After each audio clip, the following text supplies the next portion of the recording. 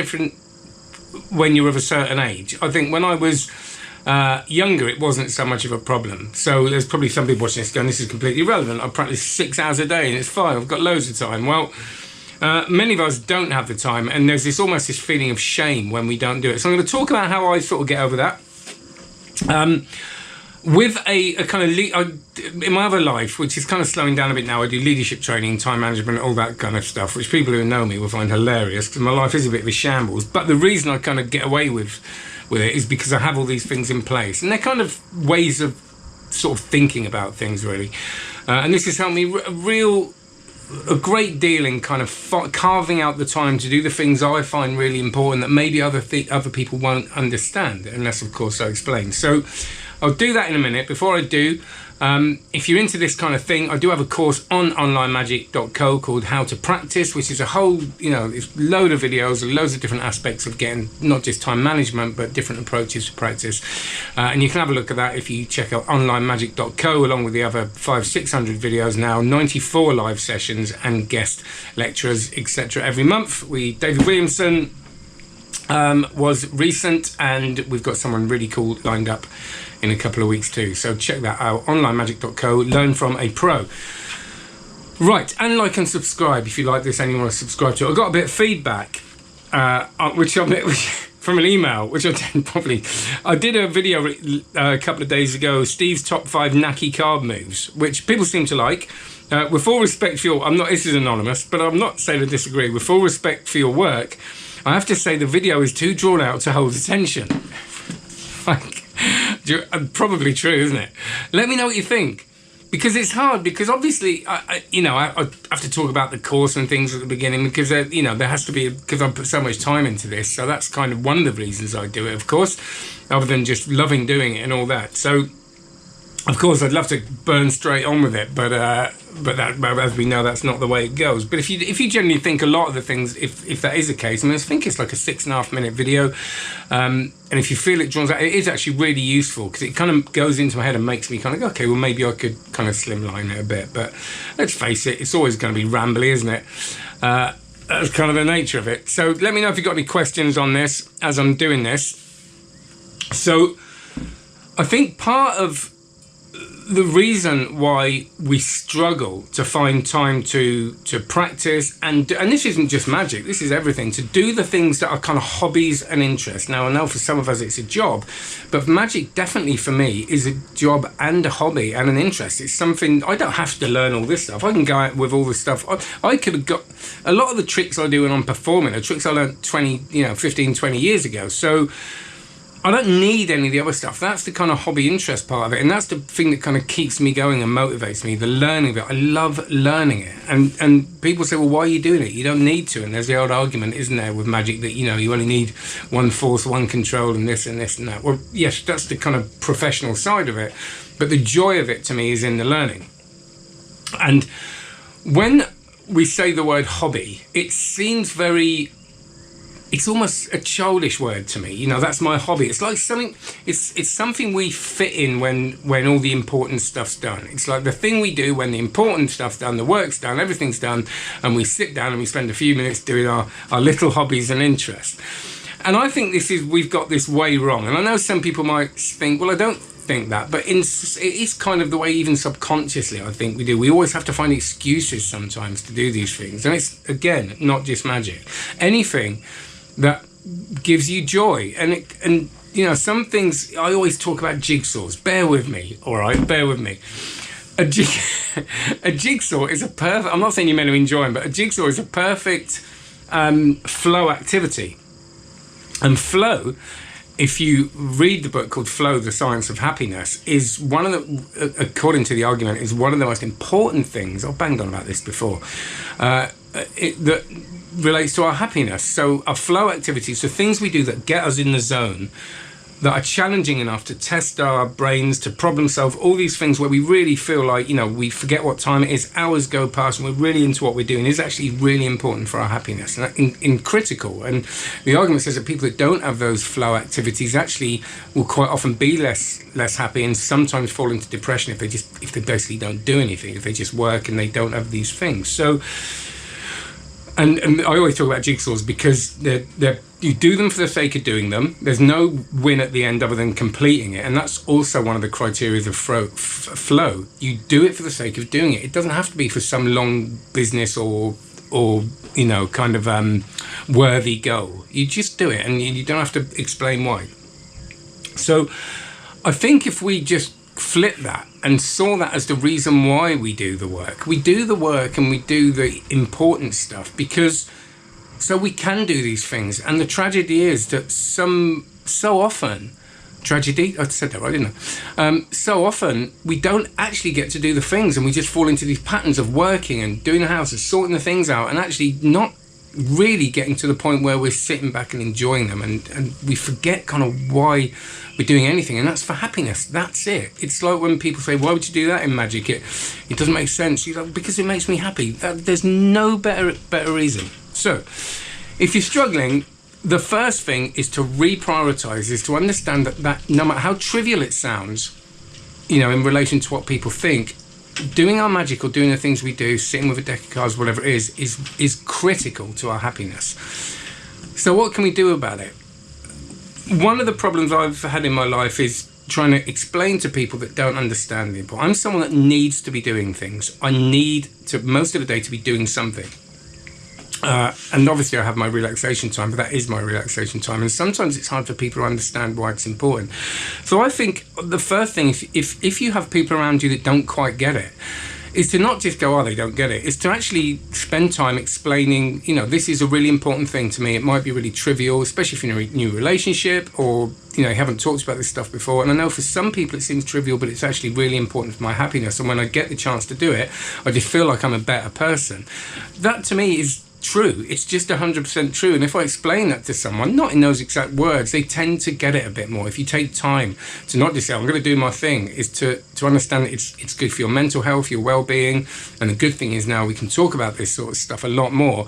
I think that's a lot to not just expect people to get it, to actually explain why you might need that time to practice and develop your magic or whatever it is you're developing.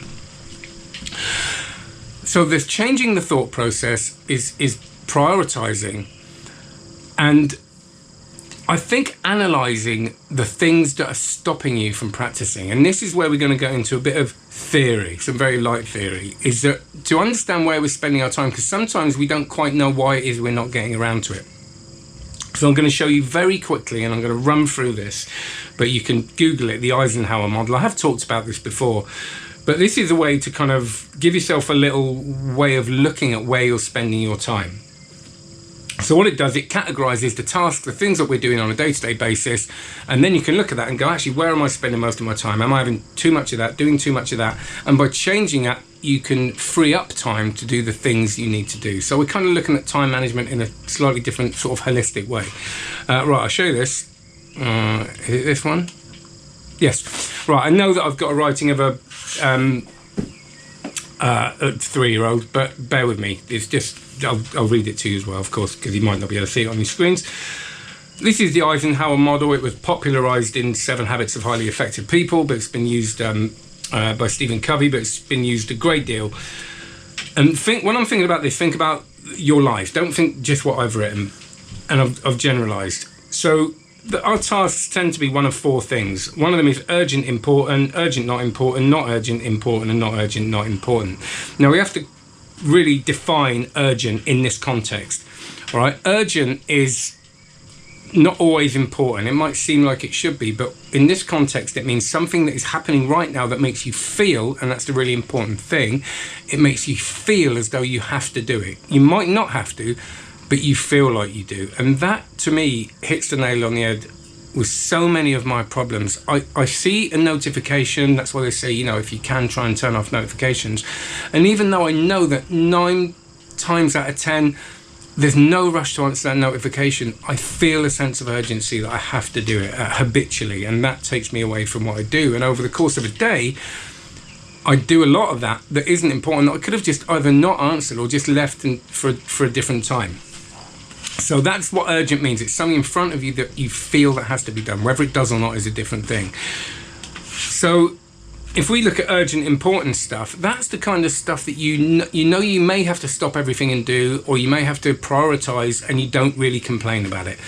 But it has this kind of this sort of short-term deadline, crisis, emergency feel to it. So it may be that, my show's in a couple of weeks in Sheffield, and I know that I'm still going to be working on things and what to say leading up to that, and it's going to feel like it's urgent, important. It's kind of like got to be done quickly. I can't relax. It's got a sense of urgency to it. Last minute deadlines, any time of crisis, emergency, you've got to stop everything, fire alarm, I've got to get out of here.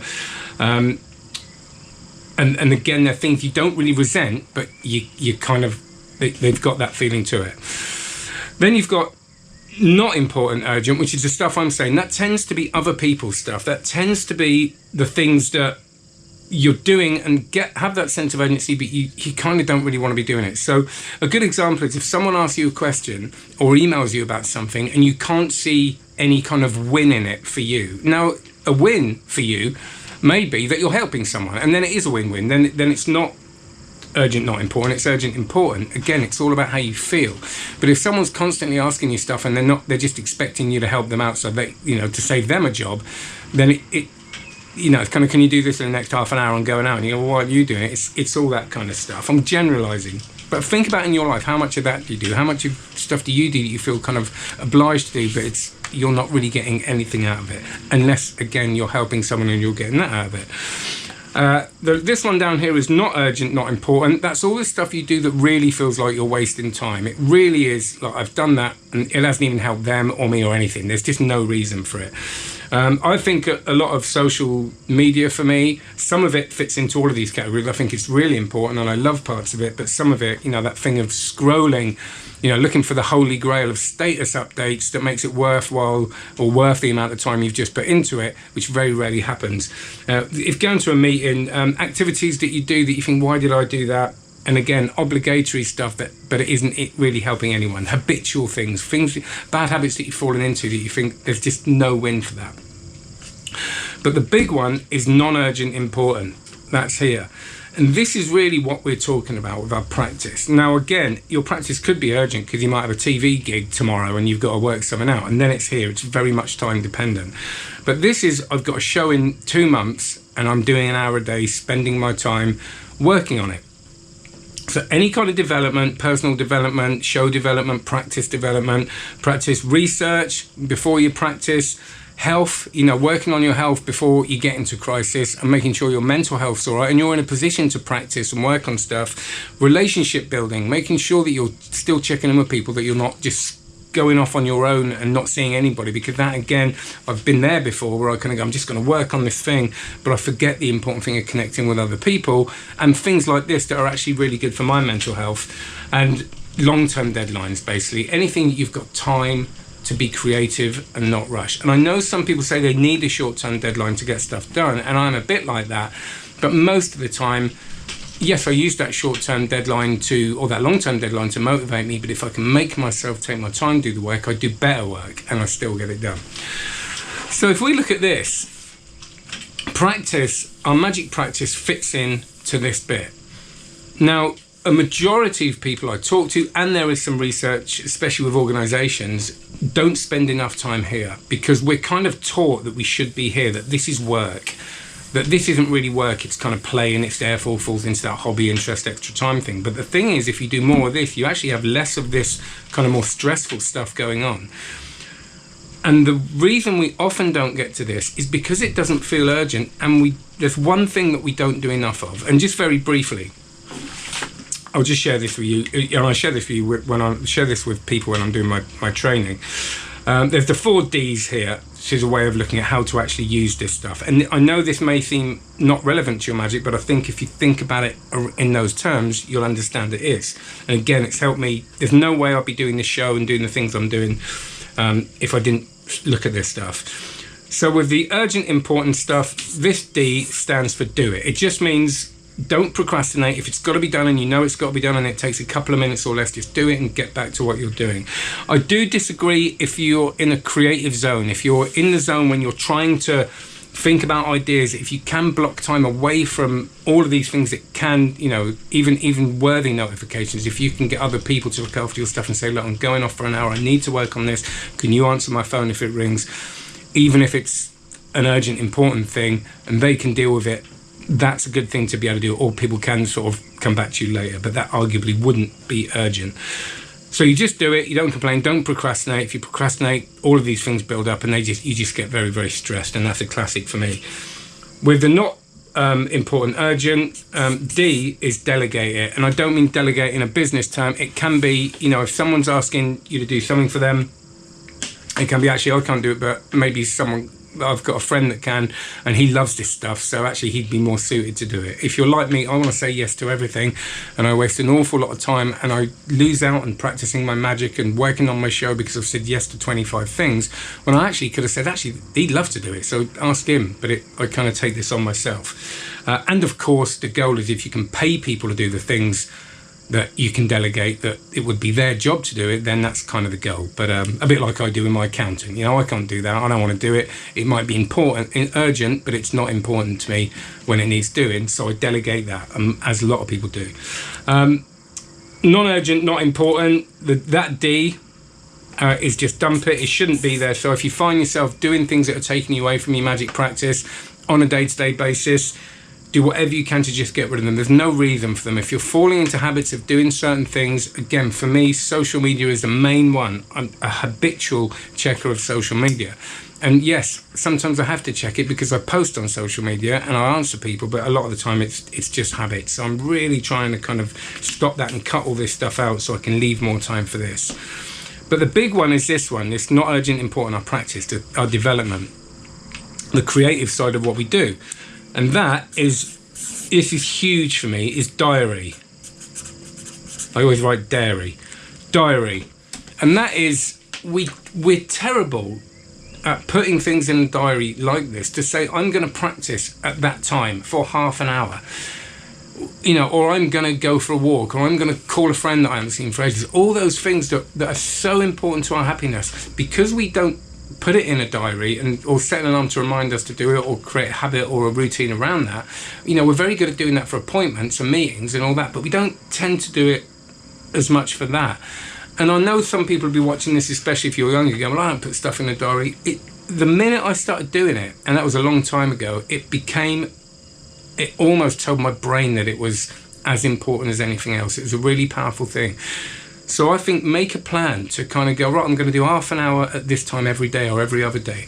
And on that note, most people have more time than they think they have if they look at this stuff and actually start consciously considering it, rather than just sort of thinking about it for a few minutes and writing things down and really analysing it and going, actually, I could free that up to that. So most people can have more time than they think they have, but also you are often more capable of more than you think you are. But the sort of flip side of that is that quite often you don't need as much time as you think you need, or you can kind of think, right, I'm going to do what I've heard other people do, and I'm going to do 5 hours a day, and that's going to be it, and that's what I have to do to achieve my thing. And that's not realistic. So when you talk about a realistic goal, you've got to be careful, because sometimes you'll sell yourself short and you'll be capable of more than you think. But it has got to be realistic, because if you set a thing of, classic thing is, I used to practice 5 hours a day juggling, all right, because I could, because I didn't have a job, I didn't do anything else. But I can't do that now. So sometimes, some weeks I go, right, I'm just going to do 10 minutes a day on this thing because that's all I've got. And that just frees me up psychologically and cognitively, not to feel shame or guilt if I don't do it. If it's realistic, it means I'll still feel like I've done something. And actually, some of you will realise when you think about this, you might say, well, what's the point of doing 10 minutes? But a lot of you, if you're anything like me, will go 2 weeks without doing anything. So it's better than that, isn't it? Because it still keeps your fingers moving, it gets you thinking, and a lot of the time you might do more than 10 minutes and realise you have more time than you thought you had. We have this kind of illusion of, I'm convinced that if I take a day off work at the moment, it's all going to fall apart. But you know what? I had COVID for like 10 days. I didn't have any work and everything was all right. So again, I know some people, if you've got three young kids and all that kind of stuff, of course, you've got so little time. But a lot of us, we create this illusion that we just haven't got the time that we got. And again, when we sit down and do these things, it almost frees up more time because we're more motivated in the other things we do. I'm just going to see if there's anything else. I think that's kind of it. I think that to kind of, I think my point is, without kind of getting too bogged down in it, is to actually, if you're not getting your practice time in, and this was inspired by a question from Dan on my course that talked about, you know, how do you mix family and practice, and I think it's a real relevant thing, and it's something that I've really struggled with all my life when the kids were younger, and the I think when it changed for me was to go, no, this is actually really important for me. And sometimes, dare I say it, you know, I want to be the best dad I can, and I want to spend all the time with my kids, but sometimes I say to the kids, look, you know, go and do your thing for half an hour, sit in front of the telly, I'm going to do this, and I do that, and I'm just refreshed afterwards, and I'm spending more quality time with them afterwards and with friends and things, because I just feel like I've achieved the thing I want to achieve selfishly. And there's nothing wrong with selfish objectives, of thinking about these things selfishly, because actually you're better with other people when you do achieve the things that make you happy. So it's all about being happy and prioritizing. So anyway, I know that's a little bit of a ramble, but for me it's really helpful. For some of you it probably won't be as relevant, but I just thought I'd share that with you. If you want to look more into that kind of time management stuff, it's the Eisenhower principle. There's loads of great work around sort of creating habits around practice, which I think, if you look at the Power of Habit by Charles Duhigg, Duhigg, it's a really, really nice book on creating habits, and just give it a Google. There's loads of great stuff out there. I always talk about the Knowledge Project podcast as well, and Tim Ferriss's Tribe of Mentors, and the other one that he wrote is really good for seeing how high performers, you know, how they kind of function. So let's have a look at questions. Video was less than 7 minutes. If anything, I would like a longer one. Yeah, this is going back to what I talked about time management. It's about a bit of feedback I got, which I'm totally not criticising at all, saying that the video of the Naki moves that I did was too drawn out to hold attention. I suppose it could arguably be still short but feel like it's drawn out, and you know, I am very aware that I do talk a lot before I get onto the subject, but hopefully, you know, that's not too boring. And again, it's only a couple of minutes, I think. But yeah, I'm like you, I can listen to people talk for hours about subjects I'm interested in, but I do really appreciate the feedback. Haven't watched the video yet. Yeah, this is Stefan. My to watch list is only getting longer, but I think some people are getting used to short videos more and more. Yeah, it's, to me, I always wonder, you know, for me, really short videos don't really do it for me. I watch them and I watch more of them, but I feel more satisfied when I actually, even if I don't watch them, I listen to them. You know, I love podcasts that go on for an hour and a half, 2 hours. I just love them. I don't listen to them all in one go. And I think, to me, I've always battled with that thing of, do I do a 3-minute review? And I've done one every now and then that's 3 or 4 minutes, and I've listened and thought, but I don't really, for me, I don't get to the interesting thing, which is the not just the trick or the product, but actually why it would be good and how it makes me feel and all that kind of stuff. And I know for some people that's really not going to be interesting, and that's totally fine. You know, we can't please everyone. But thanks, Stefan. Hey, Martin, Circus Skills Workshops, how you doing? I think I need this table in my life. Constantly the wife says, why are you prioritising the unimportant stuff? Yeah, it's good. And if you fill this out with your stuff, right? So when you look at this stuff, what's urgent and important in your life that happens a lot? Oh, and interestingly, this is meant to be, they reckon, about 65% of your time should be here, and this should be about 15-20%, and this a bit less, and this hardly anything. So that's kind of what the theory kind of goes into. I also need to tell me about it. You know, that Harry Potter thing where Hermione clones herself. You know, there were so many people like me that just went, that is as if that's the superpower I would go for. Bullet journal method's great. If you're, like Leonard says, if you're the sort of person that I tend to, my mind struggles with bullet journals because it struggles with keeping up stuff that I can't stick to it. It's like tidying a room. I tidy it, I think it's brilliant, and then it just goes all over the place. So I tend to do a lot of free writing and scribbling stuff down. But you know, for some people, bullet journaling's great, and I love the idea of it. Can't stay, no worries, but just wanted to say your videos are amazing and inspire me to get better. Thank you, Magic Stevens. That's a really lovely thing to say, and I very much appreciate it, and I hope it does. And I think that, you know, the goal is to inspire, but not in a way that, hey, you can be like me, because you don't want that. nobody wants that. But I suppose part of it is like, I'm a complete shambles and I've still managed to do some stuff. So, you know, if you feel the same.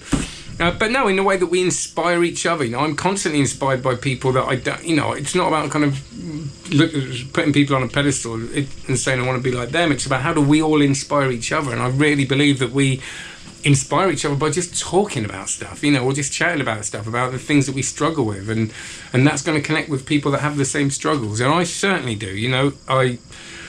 I mean, I'm constantly not getting enough practice in, and constantly really, as today was a classic example, I just really wanted to work on this stuff today and didn't get to it, and then I had this to do, and I was in that urgent, important thing. And sometimes we have to accept it, it's got to be done, but if it goes on for too long, it's unsustainable, because I start getting unhappy and I go, right, I need to carve the time out now. So, thank you. So, there you go, 27 minutes, well done. Any questions, any other subjects you'd like me to speak on? That'd be great. If you do want to join onlinemagic.co, just go there. If you look at the links below, there are 2 free courses, an Introduction to Card Magic 1 and a Spread Cull course. I'm really proud of both of them, and just, you know, take them, and if you don't want to sign up for the course, that's fine. And I think that's about it. Live session in half an hour, so I better go get ready for that. And thanks, Leonard. I'm really glad you enjoyed it. Like and subscribe, share it with your friends, share it with your not friends if you want. It's grammatically terrible, isn't it? See you later, everyone. Take care.